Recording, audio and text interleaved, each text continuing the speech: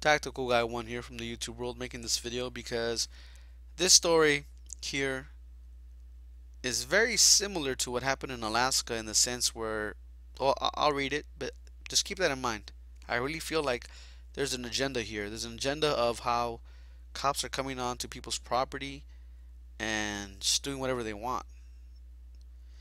Now, there are people that have already said that if cops go on their property and when they don't open the door, they ask them if there's a warrant or why they're in the property, they're trespassing, and the cops don't want to leave, there's going to be problems. This story is about a 9-year-old girl in a bathing suit gets handcuffed and arrested by two officers. But the title is very misleading. I'm going to title it the way it should have been titled, okay? Just so you guys know. This happened in Oregon, and it goes on to say the arrest came after the 9-year-old girl fought another girl at a local Boys and Girls Club. Staff who broke up the fight found no obvious injuries. Okay, keep that in mind. But suspended the 9-year-old from the club for 1 week. Now, police became involved after the mother of the second girl reported the fight and claimed the 9-year-old slammed her daughter's head into a brick wall. I wouldn't doubt it if that mother was connected with someone or sleeping around with a cop or something like that. And the cop, to get points and maybe even bang the lady, did what happened next year and send these two officers to go check it out. My theory, of course, I'm not saying that happened. I just wouldn't doubt it if that's exactly what happened. Officers David McCarthy and Matthew Huspick, remember if you're in Oregon, keep in mind these names, don't let them around your kids, confronted the 9-year-old child on her front. See, psychological propaganda here. It's not the 9-year-old child's front porch. It's this. This is how it should read, as a matter of fact. Officers David McCarthy and Matthew Huspick confronted the 9-year-old child on her mother's front porch 6 days later, folks. It wasn't even the same day. 6 days later. I'm telling you that mom was connected with someone because, come on, 6 days later? Somebody banged her, I think.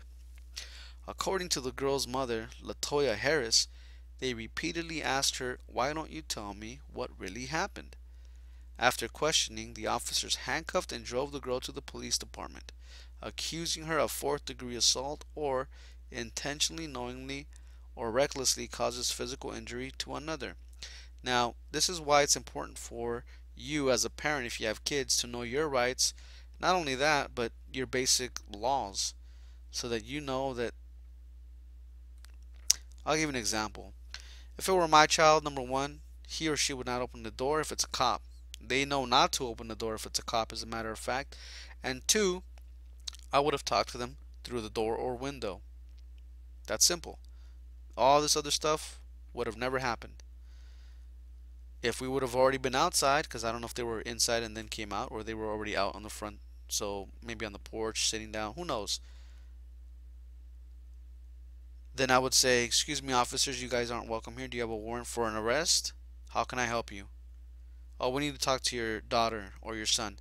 "Sorry, you don't have permission to talk to her or him, and I'm not letting her or him speak to you.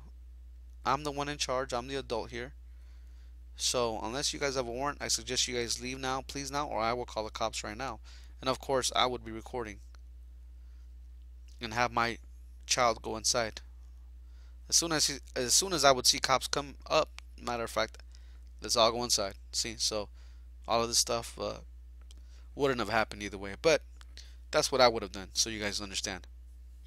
But because the mother didn't know her rights, or let alone what her daughter could or couldn't do, or should have or shouldn't have done, this is what happened next. The policeman refused to let Harris, which is her mother, accompany her daughter. Can you believe that, folks? Can you believe that? What would you do if two cops arrest your daughter, 9 years old, or your son, 9 years old, in front of your face because you were too ignorant to know what to do or say, and out of nowhere, when you think you're going to go with them because you got to get the keys, "Oh, let me get my keys." "No, no, sorry, sir, ma'am, no, you stay here." What would you guys have done? I mean, some people already said Alaska Part 2 would have happened in California, but I don't know. Maybe that's the agenda they're pushing here, because it really does seem like it's what happened in Alaska all over again. I observed her breathing speed up. She looked down at the ground, crossed her arms, and would eventually answer my questions, McCarthy wrote in his report. The officers also claimed her responses were inconsistent with witness accounts. But this is why I'm telling you that I think that lady, the mother of the other child, banged somebody, or somebody banged her. But charges were never brought against the juvenile. See what I'm saying? It was just to shut the other lady up, like, okay, here you go, baby, come on, and retaliate against them. And of course, there was nothing there. Or maybe the city attorney realized, oops, you got a minor here and you didn't let the guardian come with her. We got a problem. Call her now. Tell her to pick her up. I don't know. One of the two, I think. And after Harris filed a police complaint for the aggressive treatment of her daughter, an oversight group, the Independent Police Review Division, found no wrongdoing. Well, of course, it's probably the same group that the police instituted. Who knows? Last month, Harris brought her complaint to a local panel tasked with hearing complaints about Portland police misconduct, the Citizen Review Committee, and the ordeal has drawn the support from youth justice advocates, including Youth Rights and Justice, a law firm that represents juveniles in court.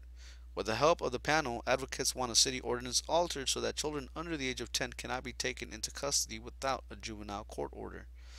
The criminalization of children for this sort of minor offense remains a prevalent trend nationwide. In the so-called school-to-prison pipeline, for instance, schools across the country increasingly rely on police for handling disciplinary action. Police officers for handling. So we got police policing the adults and police policing the children. Police parenting adults. Now police are parenting the children. Folks, what do you guys think? What would you guys have done? What would you do if you would see this? What if it was your neighbor, your friend, your relative that you're visiting and this happens to them? What would you do? Like I said, many people have already told me they would have had Alaska Part 2 happening in California and other states, but I don't know. I just want to know what you guys think. Thanks for watching, guys, and Godspeed.